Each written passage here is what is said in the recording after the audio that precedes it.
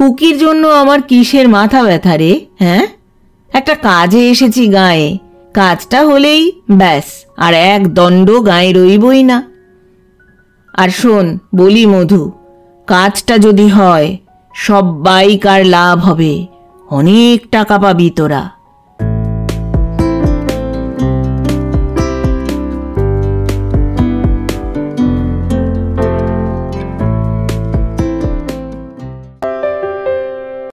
শুভেচ্ছা বন্ধুরা, এক রাশ শুভেচ্ছা আর ভালোবাসা। আমি অর্পিতা, আর আপনারা শুনছেন এক ব্যাগ গপ্প ইউটিউব চ্যানেল। বন্ধুরা, শুরুতেই একটা ছোট্ট অনুরোধ, এখনও যারা এক ব্যাগ গপ্প চ্যানেলটি সাবস্ক্রাইব করেননি তাদের উদ্দেশ্যে বলি, আজই চ্যানেলটি সাবস্ক্রাইব করে সঙ্গে থাকুন, উৎসাহ পাব এগিয়ে চলার।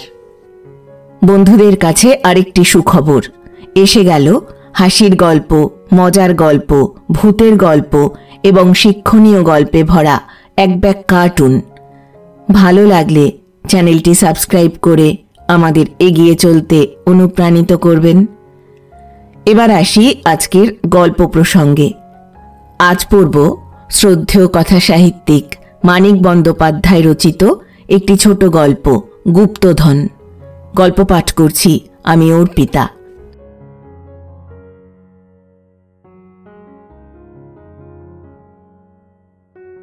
বর্ষাকালে তো বটেই, বছরের অন্য সময়ও কুলপি নদীর মেজাজ কুলপি বরফের প্রধান গুণবাচক শব্দটার ঠিক বিপরীত বিশেষণের অধিকারী। 50-60 বছর আগে একটা শাখা নদী মজিয়া যাওয়ার পর একা একা সমস্ত জলস্রোতকে বহিতে হওয়ায় নদীটা এরকম গোয়ার হইয়া উঠিয়াছিল। হরিখালি এবং তার আশেপাশের কয়েকটা গ্রামও বড় নিচু, তাই মাইল 5 লম্বা, শহরের সদর রাস্তার মতো চওড়া এবং একতলা বাড়ির সমান উঁচু একটা বাঁধ দিয়া এখানে কুলপি নদীকে ঠেকাইয়া রাখা হইয়াছে। বর্ষাকালে বাঁধের উপর দাঁড়াইয়া চারিদিকে চাহিলে বিস্ময় জাগে। এদিকে ভরা নদীর ছোট বড় ঢেউ বাঁধের গায়ে আছড়াইয়া পড়িতেছে, এদিকে এলোমেলোভাবে ছড়ানো পড়িয়া আছে গ্রামের গাছপালা, বাড়িঘর। মাঝখানে দুদিকে দৃষ্টির সীমা পর্যন্ত প্রসারিত প্রকাণ্ড একটা মেটে সাপের মতো আঁকা বাঁকা নদীর বাঁধ। পূর্ণিমা অমাবস্যায় নদীতে সমুদ্রের জোয়ার আসিবার দৃশ্যটি সবচেয়ে অপরূপ। হাত তিনে কুঁচু ফেনিল জলস্রোতকে ছুটিয়া আসিতে দেখিলে চোখের পলক ফেলা যায় না। প্রকৃতির প্রতি মনে সভয় শ্রদ্ধার আবির্ভাব ঘটে। ভীমের চোখে কিন্তু দৃশ্যটি দেখিয়া পলক পড়িত বেশি বেশি, দু চোখ তার মিটমিট করিত এবং মনে মনে সভয় শ্রদ্ধার বদলে দেখা দিত হালকা একটা ছেলে মানুষই আনন্দ। এই রকম খাপছাড়া লোক ছিল হরিখালিবাসী ভীম। বেঁটে শীর্ণকায় অকাল বৃদ্ধ গোবেচারী ভীমের সঙ্গে গ্রামের কারও যেন বনিবনা হইত না। সকলেই অল্প বিস্তর ভয় করিয়া চলিত তাকে। মানুষকে ঠকাইতে সে ছিল ওস্তাদ। মানুষকে ঠকানো অবশ্য তার ব্যবসা ছিল না, জীবিকা সে অর্জন করিত ন্যায়সঙ্গত ভদ্র উপায়ে। কিন্তু নিজের সম্বন্ধে মানুষের মনে অসংখ্য ভুল ধারণার জন্ম দেওয়া, তার কাছে কেউ কিছু লাভের আশা করিলে তাকে হতাশ করা, কেউ ঠকাইতে আসিলে তাকে একেবারে ঘোল খাওয়াইয়া ছাড়া প্রভৃতি কতগুলি ভারী বিশ্রী স্বভাব ভীমের ছিল।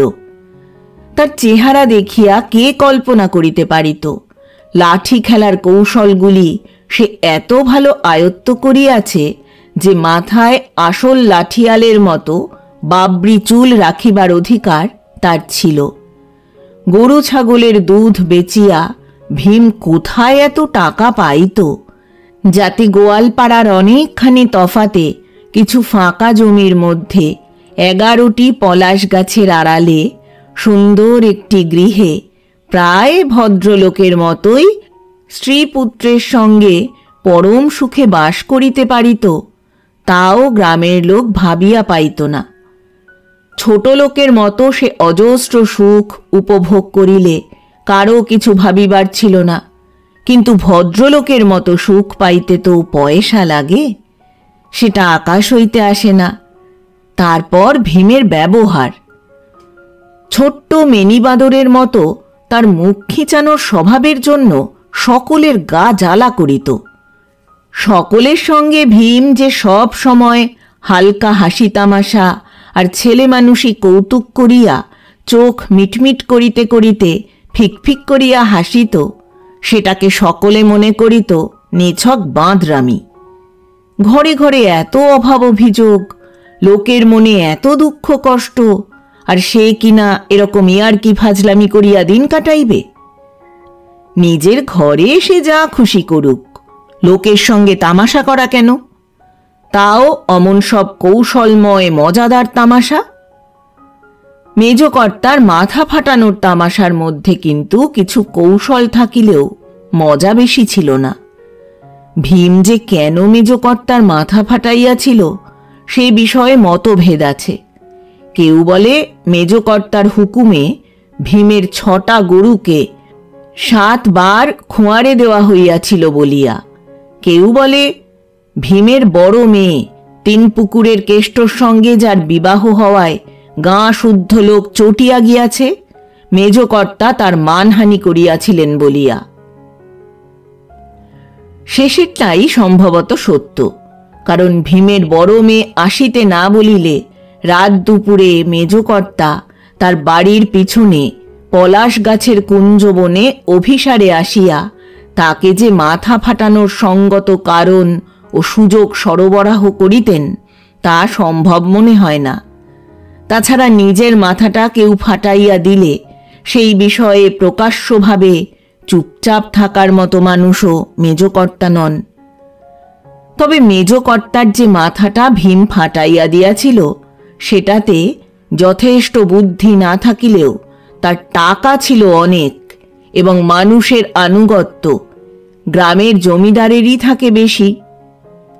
তাই একদিন রাত্রে বাবুদের বাড়ি মস্ত একটা ডাকাতি হইয়া যাওয়ার পর ভীমকে 8 বছরের জন্য জেলে যাইতে হইয়াছিল।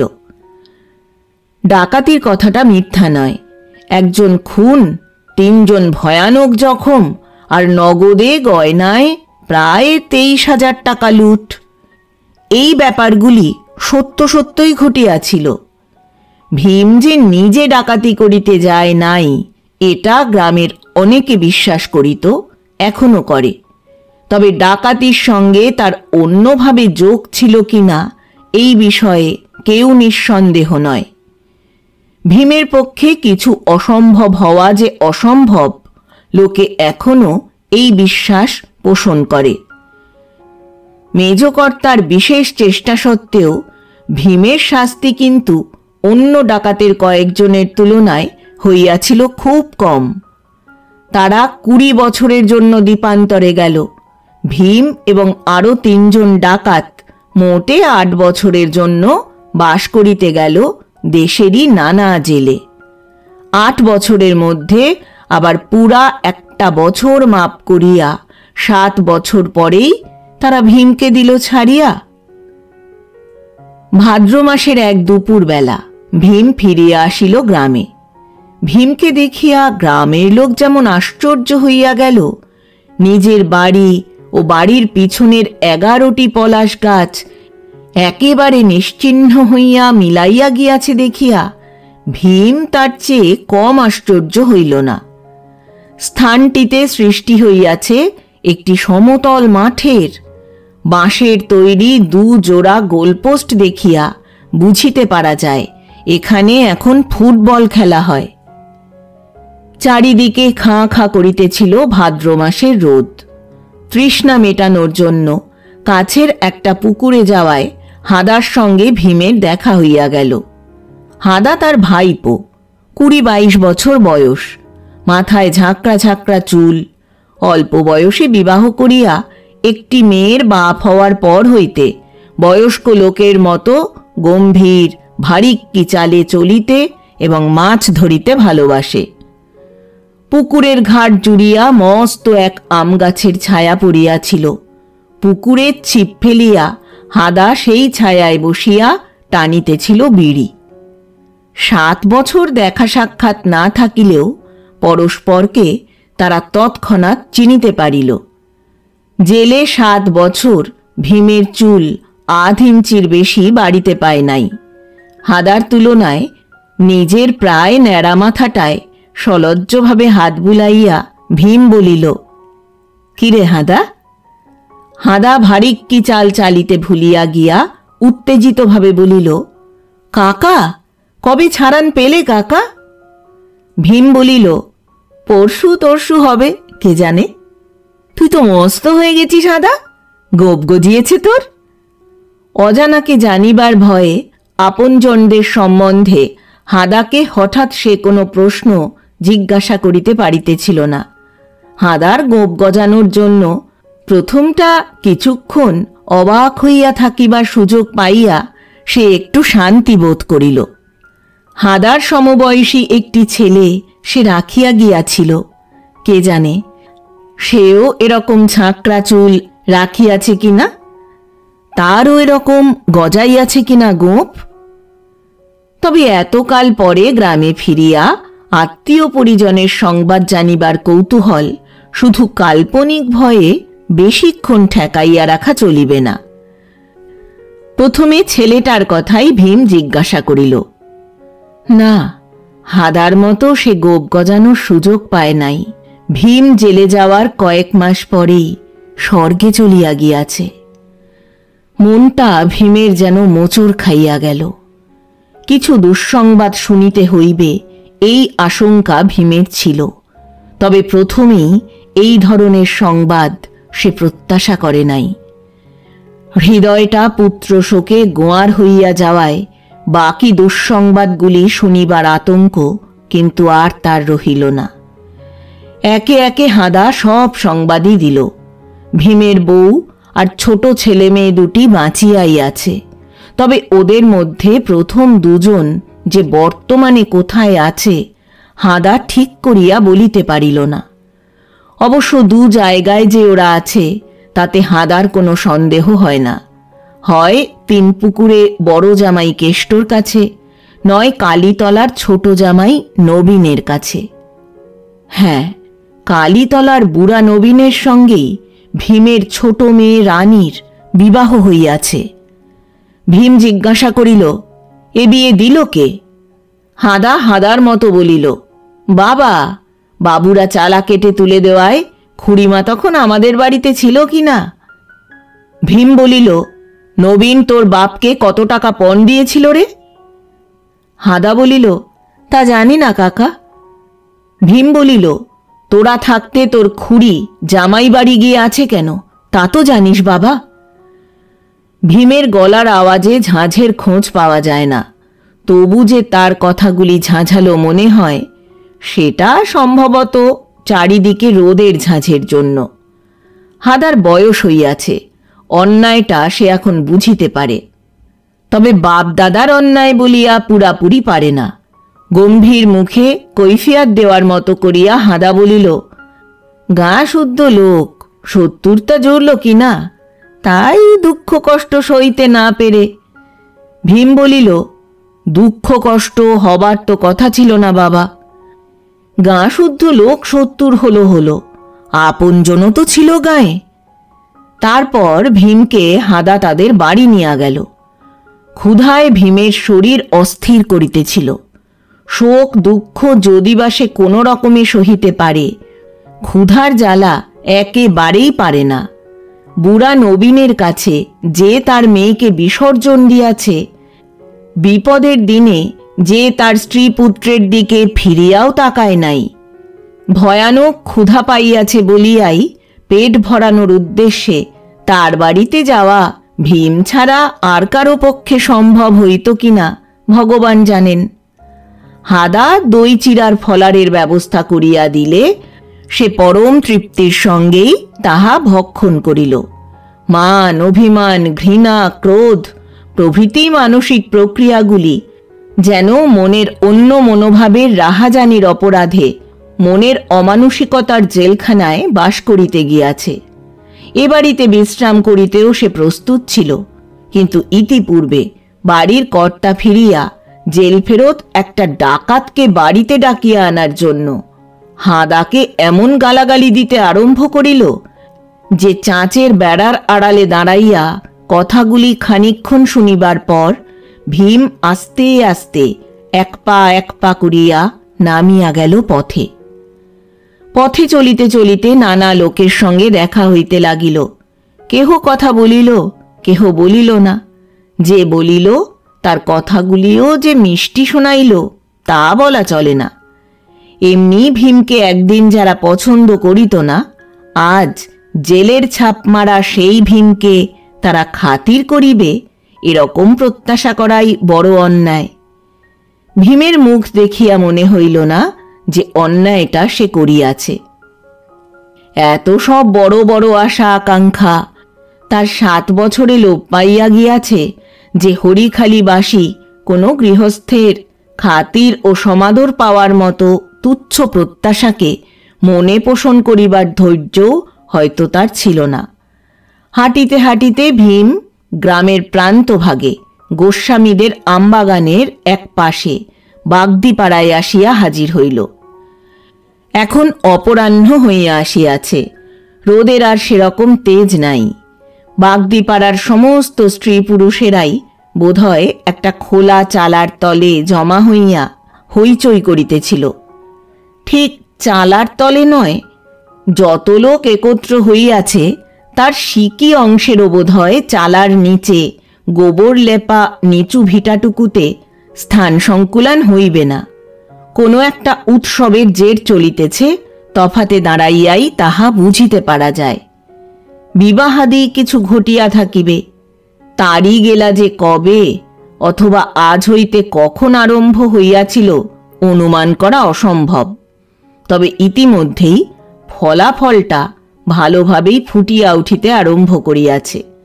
এখানে ওখানে নোংরা অকথ্য ভাষায় শুরু হইয়াছে ঝগড়া। 2-1 চিত হইয়া শুইয়া পড়িয়াছে। 2-1টি স্ত্রীলোকের দিকে তো তাকানোই চলে না। খানিক দূরে দাঁড়াইয়া ভীম অনেকক্ষণ খাপ ছাড়া দৃশ্যটার দিকে চাহিয়া রহিল।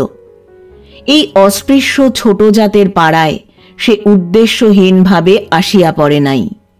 এখানে একদিন তার একটি আকর্ষণ ছিল, নিয়মিত যাতায়াত ছিল। আকর্ষণটির কুটিরে আসিয়া বসিবার অধিকার পাওয়ার জন্য একদিন অবিকল এই রকম একটি উৎসবের খরচাও দিতে হইয়াছিল তাকে। জীবনে প্রথম যেদিন সে চাখিয়া দেখিয়াছিল তারই। কত খাপছাড়া শখই যে তখন ছিল ভীমের। 11টি পলাশ গাছের আশ্রয়স্থিত তার ভদ্র ও নীতিসঙ্গত জীবনযাপনের গৃহটির মতো এখানকার অবৈধ জীবনযাপনের সেই কুটিরটিও নিশ্চিহ্ন হইয়া মিলাইয়া গিয়াছে দেখিয়া ভীমের চোখ দুটি সজল হইয়া উঠিল। এই আঘাতটা যেন তার হৃদয়ের ব্যথাবোধ করা অংশটুকুর সবচেয়ে দুর্বল দিকটাতে ঘা দিয়াছে, যেখানে ঘা লাগিলে অনায়াসে একটুখানি কান্না আসে। কুকি নাম ছিল সেই লম্বা ছিপছিপে কালো ও নোংরা বাগদি মেয়েটার, এবং তার জন্য ভীমের এত বেশি স্নেহ ছিল যে জেলে তার 7 বছরের নারী সংক্রান্ত কল্পনাগুলির জন্য কদাচিৎ দ্বিতীয় একটি কেন্দ্রের প্রয়োজন হইয়াছে। ভিড়ের ভিতর হইতে একজন টলিতে টলিতে উঠিয়া আসিতেছিল। কাছে আসিলে ভীম তাহাকে চিনিতে পারিল। হরিখালির প্রসিদ্ধ চোর মধু। 7 বছরে মধু নিজের ছ্যাঁচড়া চোরের উপযুক্ত রোগা চেহারাটা বদলাইয়া সেকেলে ডাকাতের মতো ভীষণ জোয়ান হইয়া না উঠিলে কাছে আসিবার আগেই ভীম তাকে চিনিতে পারিত। চিনিতে পারিয়া মধু সাষ্টাঙ্গে প্রণিপাত করিয়া বলিল, পেন্নাম বাবু মশাই, লতা পয়সা দিবান? বাগদিপাড়ার লোকেরা সাধারণত বাবু মশাই বলে না, বলে কর্তা। কুকি কি জন্য তাকে বাবু মশাই বলিত বলা যায় না। সম্বোধনটা তারপর পাড়ার সকলের মধ্যে ছড়াইয়া গিয়াছিল। ভীম বলিল, দেব রে মধু, নিশ্চয়ই দেব। এখন তো সঙ্গে পয়সা নেই, রাত্রির বেলা ফের যখন আসব তখন দেব। কুকি কোথায় আছে জানিস মধু? মধু উঠিয়া দাঁড়াইয়াছিল। চালার তলে ভিড়ের দিকে একটা হাত প্রসারিত করিয়া বলিয়া দিল, উই হোতায়। তারপর সেই হাতটাই নিজের বুকে ঠুকিয়া দিয়া গদগদ কণ্ঠে যোগ দিল, কুকি এখন মোর বাবুমশাই, বেন্দাকে পুলিশ লিয়ে গেছে। বলিতে বলিতে মধুর মুখ অন্ধকার হইয়া আসিল। সন্দিগ্ধ চোখে চাহিয়া সে বলিল, খুকির খবর লিখছ যে? ওসব মতলব করনি বাবুমশাই, আমি লিয়েছি কুকিকে, বেন্দাকে পুলিশে ধরিয়ে দিয়ে। কুকির দিকে নজর দিবে তো? ভীম শান্তভাবে বলিল, তুই খেপেছিস নাকি মধু? কাল নয়তো পরশু আমি গা ছেড়ে চলে যাব, আর আসব না। কুকির জন্য আমার কিসের মাথা ব্যথা রে? হ্যাঁ, একটা কাজে এসেছি গায়ে, কাজটা হলেই ব্যাস, আর এক দণ্ড গায়ে রইবই না। আর শোন বলি মধু, কাজটা যদি হয় সব্বাইকার লাভ হবে, অনেক টাকা পাবি তোরা। কি কাজ বাবুমশাই? মধু বলিল, রাত্রিরে এসে বলবো মধু, এখন নয়। সবাইকে বেশি তাড়ি গিলতে বারণ করিস, তুই নিজেও গিলিস না। আর এক একজন 10-20 বার 20 টাকা পাবি, কিন্তু আমার কথা না শুনলে সব ফসকে যাবে, তা বলে রাখছি বাপু। কাল যত পারিস, আজ রাতে নয়। ভীম বলিল, 10-20 বার 20 টাকা দিবে? কি কাজ বলে যাও বাবু? এই বাবু মশাই, শুনে যাও, পায়ে ধরি তোমার। গ্রামের আধা ভদ্র আধা অভদ্র গৃহস্থ ভীমের জন্য বাগদিপাড়ার সকলে যেমন ভয় ও শ্রদ্ধা পোষণ করিত, অতিরিক্ত মেলামেশার জন্য নিজেদের মধ্যে তেমনি সহজভাবেই তাকে গ্রহণ করিত। প্রয়োজনের সময় তাকে মানিয়া চলিত সকলেই। আবার আড্ডা দেওয়ার সময় প্রায় সাঙ্গাতের মতোই সকলের মধ্যে সে মিশিয়া যাইত। গ্রামে কারো জন্য ভীমের এতটুকু মাথা ব্যথা ছিল না, কিন্তু বিপদে আপদে এই অস্পৃশ্য ছোট লোকগুলির সে অনেক উপকার করিয়াছে, বোধহয় কুকির জন্য। যে কোনো ব্যাপারেই হোক, তার কূটবুদ্ধির সাহায্য পাইলে বাগদিপাড়ার সকলে হাঁপ ছাড়িয়া বাঁচিয়াছে এতদিন। 7 বছরের স্মৃতি হয়তো মধুর ঝাপসা হইয়াছিল, তবু একেবারে ভুলিয়া যাওয়ার মতো মানুষ ভীম নয়। ভীমের মুখে টাকার কথা শুনিয়া মধুর চমক লাগিয়া গেল।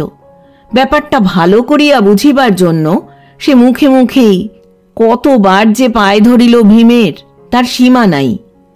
ভীম কিন্তু শুধু বলিল, রাতে ঘুরে এসে বলবো মধু, সবাই থাকিস এখানেই, তাড়ি খাস না আর। তাড়ির নেশায় আধা বিভ্রান্ত মধু হাঁ করিয়া চাহিয়া রহিল। ভীম সরু পথটি ধরিয়া জোরে জোরে হাঁটিতে আরম্ভ করিল। এক এক ধরনের পাগলামি থাকে মানুষের। সোজা কথায় লোকে যাকে বলে ছিট, আর শুদ্ধ ভাষায় বলে প্রাকৃতিক বৈশিষ্ট্য, যা স্থায়ী কিন্তু অস্থায়ী নেশার চেয়ে জোরালো। পথ চলিতে চলিতে আপন মনে ভীমের মেনি বাঁদরের মতো মুখ খিচানো দেখিলে একদিন তার বাঁদরামিতে গায়ের যত লোক বিরক্ত হইত, তারা সকলে আজ অবাক হইয়া যাইত। ভীমের খাপছাড়া মনটাতে বড় যন্ত্রণা হইতেছিল। মানুষটা আসলে সে ছিল খুব সরল, কেবল জীবনটাকে সে জিলাপির চেয়েও বাঁকা বলিয়া জানিত, তাই হরদম ওরকম বাঁকা ব্যবহার করিত। খাপছাড়া স্বভাবের পরিচয় দিয়া গাঁ শুদ্ধ লোককে বিরক্ত করিয়া তুলিত। জেলে সে জীবনের আরো কয়েকটা অতিরিক্ত প্যাঁচের সন্ধান পাইয়াছে, ফলে আরো গভীরতর ও সম্পূর্ণতার বিকাশ হইয়াছে তার প্রকৃতির। এখন সে একা একা নিজের মনে দর্শক না থাকিলেও অতুলনীয় কৃতিত্বের সঙ্গে মুখ ভ্যাংচাইতে পারে। গ্রামের কয়েকটি মাত্র পাকা বাড়ির মধ্যে বাবুদের বাড়িটি প্রকাণ্ড। তিনটে মহাল আছে বাড়িটায়। মুখ ভ্যাংচানোর স্বাদ মিটিয়া গেলে গম্ভীর বিষণ্ণ মুখে নদীর ধারে বাঁধটার উপর কিছুক্ষণ উদ্দেশ্যহীনভাবে পাক খাইয়া সূর্যাস্তের সময় ভীম বাবুদের বাড়ির সদর মহলের সামনে বাগানটিতে প্রবেশ করিল। বাগানে একটি কাঁঠালি চাপা গাছের তলে আরাম কেদারায় কাত হইয়া মেজকর্তা আরাম করিতেছিলেন।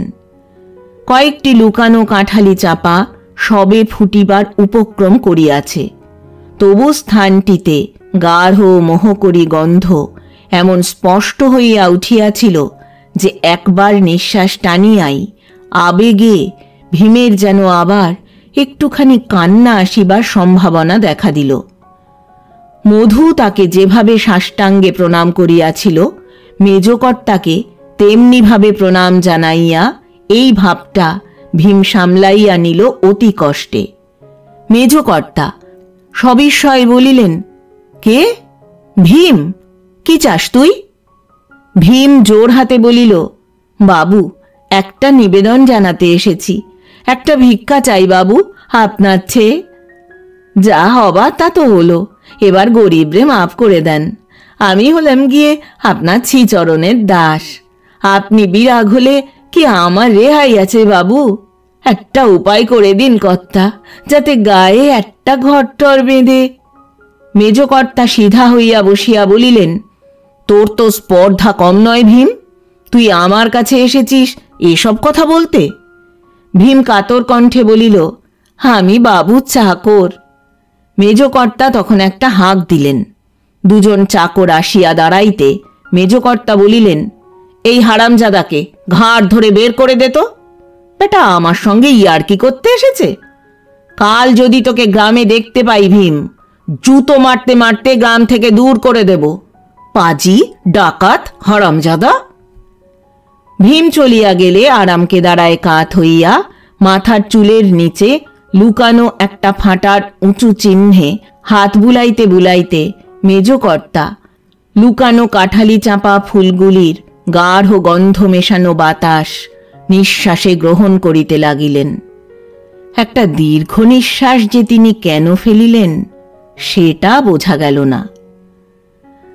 আজ তিথি ছিল দশমী। ভীম যখন বাগদিপাড়ায় ফিরিয়া আসিল তখন চাঁদ উঠিয়াছে, কিন্তু ছাড়া ছাড়া মেঘের জন্য ভালো করিয়া জ্যোৎস্না ছড়াইয়া পড়িতে পারিতেছে না। কয়েকটা মশাল জ্বালিয়া তখনও সকলে চালার নিচে উৎসব করিতেছিল। শুধু যে কয়েকটি স্ত্রীলোকের দিকে অপরাহ্নবেলায় তাকানো চলিত না, তারা চলিয়া গিয়াছে। ভীম আশা করিতেছিল কুকিকে দেখিতে পাইবে, কিন্তু মধু সম্ভবত তাকেও সরাইয়া দিয়াছে।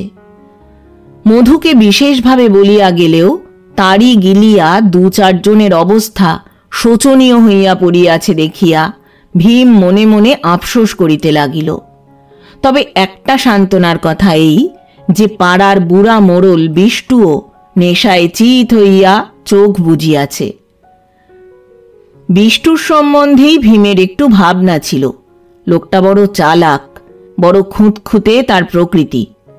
যে কথা আজ সে সকলকে বলিবে, যে কাজ সকলকে দিয়া করাইয়া নিবে, বুড়া তার মধ্যে হয়তো ভয় ভাবনার অনেক কিছুই আবিষ্কার করিয়া সকলকে দমাইয়া দিত। নেশায় যারা কাবু হইয়া পড়িয়াছিল তাদের বাদ দিয়া জোয়ান লোকগুলিকে গুনিয়া ভীম দেখিতে পাইল সর্বসমেত ২৭ জন আছে। ২-৪ জন সরলদেহী স্ত্রীলোকও পাওয়া যাইতে পারে। বাগদি মেয়েরা পুরুষের কাজ করিতে অপটু নয়। একটা চাটাই পাতিয়া ভীমকে বসিতে দেওয়া হইয়াছিল।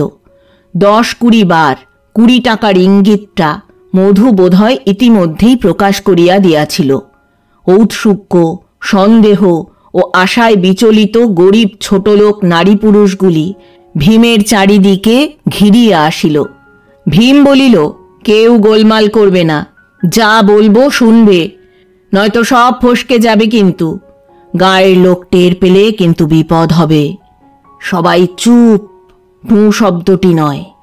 বাবুদের বাড়ি ডাকাতি করার জন্য 7 বছর জেলে ছিলাম, জানিস তো সবাই। বেশ, এখন কথা হলো, গায়ে আবার আমি ফিরে এলাম কি জন্য? আমার ঘর বাড়ি গেছে, জমি জমা গরু বাছুর গেছে, ছেলে বউ কেউ গায়ে নেই। গা শুদ্ধ লোক পিছনে লেগেছে। গায়ে আমি ফুর্তি করতে আসিনি বাবু। হ্যাঁ। মধু বলিতে গেল, বাবু মশাই। ভীম বলিল, তুই থাম মধু। যত গয়না টাকা লুট করেছিলাম আমরা, সব গায়ের এক জায়গায় পুঁতে রেখেছিলাম। সবাই তো ধরা পড়ে জেলে গেলাম, কে আর গয়না টাকাগুলো নিতে আসবে? সব এখনো সেথায় পোঁতা আছে। সবার আগে আমি ছাড়া পেলাম। আজ রাত্রিরে সব খুঁড়ে নিয়ে সরে পড়ব। কিন্তু কি মুশকিল হয়েছে জানিস মধু? সবাই মিলে মস্ত গর্ত খুঁড়ে পুঁতে রেখেছিলাম। আমি দুর্বল মানুষ, একলা খুঁড়ে বার করতে পারবো না। আর কি জানিস, ঠিক যেখানে সব পোঁতা হয়েছিল একটা চিহ্ন ছিল সেখানে। সেই চিহ্নটা হারিয়ে গিয়েছে। মধু ব্যাকুলভাবে বলিল, তবে তবে কি হবে বাবু মশাই? ভীম শান্তভাবে বলিল, কি আবার হবে? চিহ্ন না থাক, জায়গাটা তো আছে। খানিকটা জায়গা বেশি খুঁড়তে হবে এই মাত্র, নয়তো তোদের ডাকবো কেন? তোদের এতগুলো মানুষকে 10-20 করে টাকা দিতে আমার কতগুলো টাকা যাবে বলতো? 7 করে কেউ তা দেয়? কিন্তু কি করব, আজ রাত্রিরে খুঁড়ে তোলা চাই সব। কাল আরো 3 জন ছাড়া পাবে। বিপিন নামে একজন বলিল, 10 লয় বাবু মশাই, 12-20 বলেছ। ভীম বলিল, আচ্ছা আচ্ছা তাই দেব, 12-20 দেব। আগে খুঁড়েই বার করতো বাক্সটা। সব যদি পাই রে আমি, তোদের 12-20 করে টাকা দিতে মরবো না। কোদাল ফোদাল যা আছে যার ঘরে সব খুঁজে পেতে নিয়ে আয় সবাই। একটু রাত্রির হলে সেথায় নিয়ে যাব। কারো কাছে কথাটি ফাঁস করুনি কিন্তু বাবু কেউ, তাহলে সর্বনাশ হবে। মধু কাছে আসিয়া ফিসফিস করিয়া অনুযোগ করিল, এত লোককে বললে কেন বাবু মশাই? বেছে বেছে কজনকে বললে হতো না? ভীম বলিল, অনেক লোক চাই মধু, 2-4 জনের কম্য নয়। রাতারাতি কত খুঁড়তে হবে তুই কি বুঝবি? পুলিশের কথা তুলিয়া 2-1 জন একটু খুঁতখুত করিতে লাগিল। ভীম তাদের অভয় দিয়া বলিল, কিসের পুলিশ? জেল খেটে আসিনি আমি ওই গয়না টাকার জন্য। ওসব এখন আমার সম্পত্তি। কিচ্ছু ভয় নেই বাবু তোদের। বিপদ ঘটে তো আমার ঘটবে, তোদের কি? একে একে কোদাল, খন্তা, শাবল প্রভৃতি মাটি খুঁড়িবার যন্ত্র আসিয়া হাজির হইতে লাগিল। একজন নেশাটা তার একটু জোরালো হইয়াছিল, ঘাড়ে করিয়া একটা লাঙল পর্যন্ত নিয়ে আসিল। টাকার পরিমাণের কথা ভাবিয়া সকলে উত্তেজিত হইয়া উঠিতেছিল। সকলকে শান্ত করিয়া রাখিতেই ভীমের বেগ পাইতে হইল বেশি। ক্রমে ক্রমে সবচেয়ে সন্দেহপ্রবণ ভীরু লোকটিরও ভীমের ওপর বিশ্বাস জন্মিতেছিল। টাকা ও গয়না পুঁতিয়া রাখার কথাটাতে আশ্চর্যের কি আছে? ডাকাতি হইয়াছিল সত্য, গয়না ও টাকাগুলি কোনো এক জায়গায় ডাকাতেরা লুকাইয়া রাখিয়াছিল বই কি। সব ডাকাতেই তাই করে। তারপর ধরা পড়িয়া ডাকাতেরা যে জেলে গিয়াছিল, ভীম যে 7 বছর জেলে কাটাইয়া ছাড়া পাওয়া মাত্র গ্রামে ছুটিয়া আসিয়াছে, তাও মিথ্যা নয়। সন্দেহ করার কি আছে তবে? আজ রাতারাতি সবাই তারা বড়লোক হইয়া যাইবে। ক্রমে ক্রমে রাত্রি বাড়িতে লাগিল। চাঁদটা আকাশের অনেকখানি উঁচুতে উঠিয়া কিছুক্ষণের জন্য চারিদিক জ্যোৎস্নায় ঢাকিয়া দিল। তারপর মেঘ উঠিয়া নামিল বৃষ্টি। ভীম বলিল, চ মধু, এবার আমরা যাই। মধু বলিল, বৃষ্টির মধ্যে? ভীম বলিল, তাই তো ভালো, কেউ দেখতে পাবে না যাবার সময়। কারো দেখিতে পাওয়ার সম্ভাবনা বৃষ্টি না থামিলেও খুব বেশি ছিল না। গ্রামের প্রান্তে নদীর কাছাকাছি বাগদিপাড়া। সন্ধ্যার পরেই এই অঞ্চল নির্জন হইয়া আসে। খুঁড়িবার যন্ত্রপাতি কাঁধে করিয়া 27 জন পুরুষ ও 5টি মাঝবয়সী স্ত্রীলোক ভীমের পিছনে চলিতে লাগিল। আগে আগে নদীর দিকে হাঁটিতে হাঁটিতে বৃষ্টিতে ভেজা সত্ত্বেও ভীমের মনটা খুশি হইয়া উঠিল। এর নাম সর্দারি।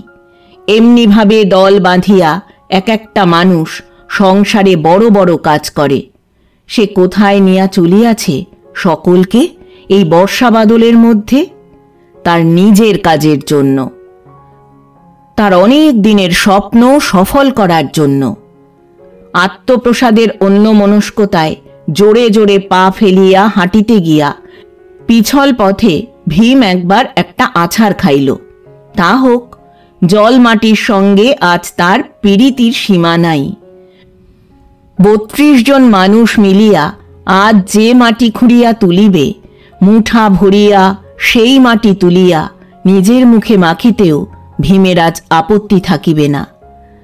নদীর ধারে বাঁধের উপর উঠিয়া ভীম বাঁধ ধরিয়াই সোজা দক্ষিণ দিকে চলিতে লাগিল। কিছু দূর আগাইয়া বাঁয়ে দেখা দিল ক্ষেত, তারপর ছোটখাটো একটা জঙ্গল। আধা জঙ্গল আধা বাগান এটা। আম, কাঁঠাল, পলাশ, পিপুল, বাবলা প্রভৃতি গাছগুলি বিশৃঙ্খলভাবে গজাইয়া উঠিয়া বাঁধের গা পর্যন্ত ঘেঁষিয়া আসিয়াছে। বড় বড় গাছের ফাঁকগুলিতে শুধু জঙ্গুলে চারা ঠাসা। আরও খানিকটা আগাইয়া ভীম থামিয়া গেল। এখন গুড়ি গুড়ি বৃষ্টি পড়িতেছে। আকাশের মেঘ পাতলা হইয়া আসায় একটা অপার্থিব মৃদু সাদাটে আলোয় চারিদিক অস্পষ্টভাবে নজরে পড়িতেছে। সকলের আগে ভীম সাবধানে সঙ্গের নরনারীদের গুনিয়া দেখিল। তারপর উৎকণ্ঠার সঙ্গে বলিল, একজন কমল কেন রে? কে পিছনে পড়ে রইল? জবাব দিল মধু।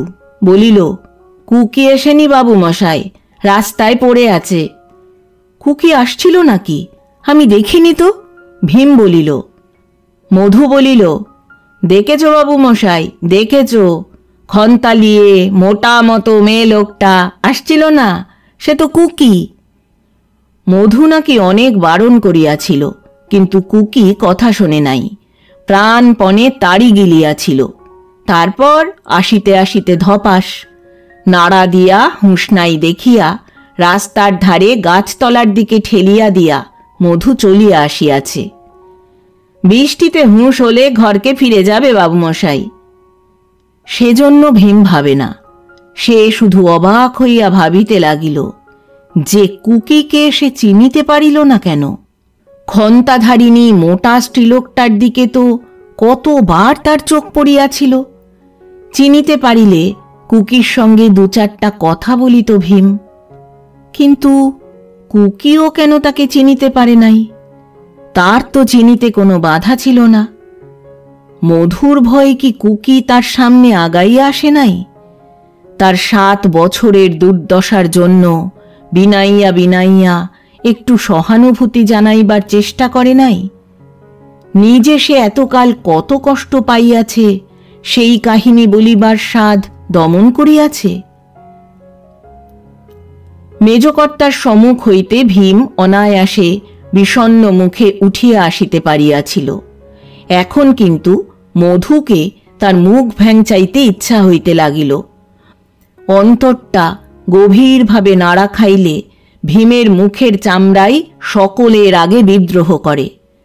বৃষ্টিতে ভিজিয়া ভীমের দলটির প্রচণ্ড উৎসাহ ও উত্তেজনা মাঝখানে একটু দমিয়া গিয়াছিল। এইখানেই আশেপাশে কোথাও টাকা ও গয়নাগুলি পোঁতা আছে বুঝিতে পারিয়া এবং তারির নেশায় আজ সকলেরই বুঝিতে পারার প্রক্রিয়াটা একটু কম বেশি বিশেষভাবে সম্পন্ন হইতে থাকায় সকলে আবার মহোৎসাহে কলরব জুড়িয়া দিল। ভীম বলিল, চুপ চুপ, একদম চুপ সবাই। সকলেই আজ ভীমের একান্ত বাধ্য ও অনুগত। মুহূর্তে সকলেই স্তব্ধ হইয়া গেল। বাঁধের গা ঘেঁষিয়া পরস্পরের প্রায় 30 হাত তফাতে দুটি পিপুল গাছ আকাশে মাথা তুলিয়াছিল। সেই গাছ দুটি দেখাইয়া দিয়া ভীম সকলকে বুঝাইয়া বলিল যে এই দুটি গাছের মাঝখানে বাঁধের কোনো এক স্থানে তাদের প্রার্থিত গয়না ও টাকা পোঁতা আছে। ঠিক কোনখানে পোঁতা আছে ভীম তা বলিতে পারিবে না। পুঁতিবার সময় তাড়াতাড়ি ছোট একটা পাথর জায়গাটার উপরে চিহ্নস্বরূপ রাখিয়া গিয়াছিল। পাথরটা যে কোথায় গিয়াছে, কেউ হয়তো সরাইয়া নিয়া গিয়াছে। না, কে জানিত যে পাথরটার তলে 20-22 হাজার টাকার গুপ্তধন পোঁতা আছে। তাছাড়া আগে এখানটা খোঁড়া হইয়া থাকিলে তার চিহ্ন থাকিত। টাকা ও গয়না অনেক নিচে পোঁতা আছে, অনেক ভিতরের দিকে। বাজে কথায় সময় নষ্ট না করিয়া সকলে বাঁধের এদিকের ঢালুর মাঝামাঝি স্থানে খুঁড়িতে আরম্ভ করিয়া দিক। তারপর কোন দিকে কিভাবে কতদূর পর্যন্ত খুঁড়িয়া চলিতে হইবে যথা সময়ে ভীম সে নির্দেশ দেবে। প্রাণপণে খাটুক সকলে, সমস্ত আলস্য ভুলিয়া যত তাড়াতাড়ি পারে খুঁড়িয়া চলুক। কেননা আজ রাত্রির মধ্যেই যেমন করিয়া হোক লোহার বাক্সটা তো আবিষ্কার করা চাই। সৈন্যদের মতো উচ্চস্তরের নিখুঁত ট্রেনিং কয়েদিরা না পাক। দল বাঁধিয়া ওয়ার্ডারের হুকুমে ওঠা বসা চলাফেরা করার কায়দাটা তারা আয়ত্ত করে। দুঃখের বিষয়, ভীমের দলে জেলের অভিজ্ঞতা সম্পন্ন কয়েদি কয়েকজন থাকিলেও সমস্ত দলটাকে পরিচালনা করিতে তাকে বেগ পাইতে হইল কম নয়। তবু যতটুকু শৃঙ্খলার সঙ্গে সকলকে সে মাটি খুঁড়িবার কাজে লাগাইয়া দিতে পারিল, তাও তার 7 বছর জেলে থাকিবার ফল। নিজেকে একদল কয়েদির ভারপ্রাপ্ত ওয়ার্ডার কল্পনা করিলে ভীমের আনন্দ হইত সন্দেহ নাই। কিন্তু তার অনেক দিনের চিন্তাপুষ্ট আরও বড়, আরও উদ্ভ্রান্ত কল্পনার কাছে এসব কল্পনা এখন তুচ্ছ হইয়া গিয়াছিল। আকাশ আরও পরিষ্কার হইয়া আসিয়াছে, জ্যোৎস্নার তেজ বাড়িয়াছে। বাঁধের উপর দাঁড়াইয়া চারিদিক চাহিতে চাহিতে ভীমের চোখ দুটি মিটমিট করিতে লাগিল। ভীমের চোখে আধা বন আধা বাগানটির মধ্যে বিশ্বের রহস্য আসিয়া জমাট বাঁধিয়াছে। ভীতিকর সর্বনাশা সম্ভাবনা এবং কারণহীন আতঙ্ক সে সমস্ত মিশিয়া গড়িয়া উঠিয়াছে প্রত্যেকটি দূরত্বের দেবদেবী ও ভূতপ্রেত, জীবনে শুধু যাদেরই চরম কর্তৃত্ব। এদিকে নদীর জলরাশি ভাটা শুরু হওয়ার সম্ভাবনায় থমথম করিতেছে। এখন আর জল বাড়িবে না। আর কতটুকু উঠিতে পারিলে ঘোলাটে জল বাঁধটা ডিঙাইতে পারিত। 1.5 হাত, 2 হাত। এবার জল কমিতে আরম্ভ করিবে। সমুদ্রের জলের দেবতা নদীর জল শুষিতে আরম্ভ করিবেন। তা হোক, সে দেবতা ডাকাত নন, কৃপণ নন। শেষ রাত্রে জোয়ারের কৌশলে সমস্ত জল তিনি ফেরত পাঠাইয়া দিবেন।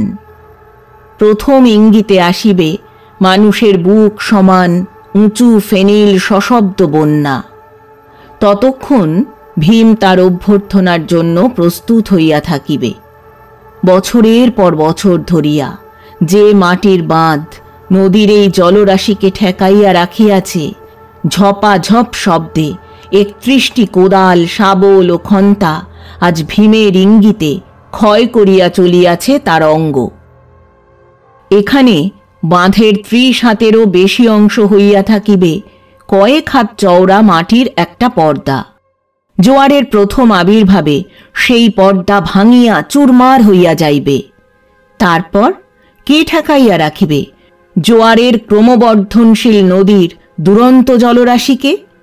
একবার একটি সংকীর্ণতম প্রবেশপথ পাইলে নদীর জল দুপাশের বাঁধ ভাঙিয়া ভাঙিয়া নিজের পথ বড় করিয়া নিবে নিজেই।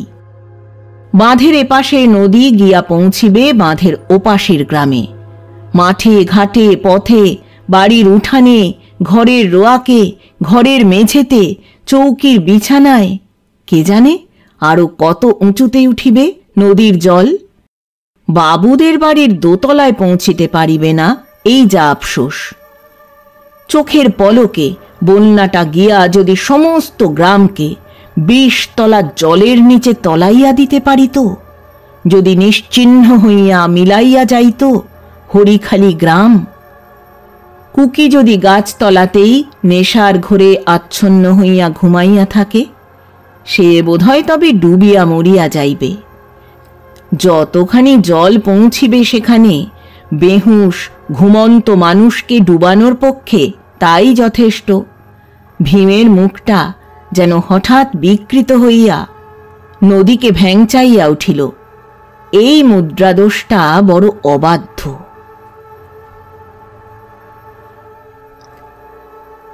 এতক্ষণ শুনলেন শ্রদ্ধেয় লেখক মানিক বন্দ্যোপাধ্যায় রচিত একটি ছোট গল্প গুপ্তধন। গল্প পাঠ করলাম আমি অর্পিতা। উপস্থাপনায় এক ব্যাগ গপ্প ইউটিউব চ্যানেল। বন্ধুরা, আবার আসবো আগামী সপ্তাহে আবার একটি ভালো লাগা গল্প নিয়ে। আজ তাহলে বিদায় নিচ্ছি। সবাই ভালো থাকবেন, সুস্থ থাকবেন।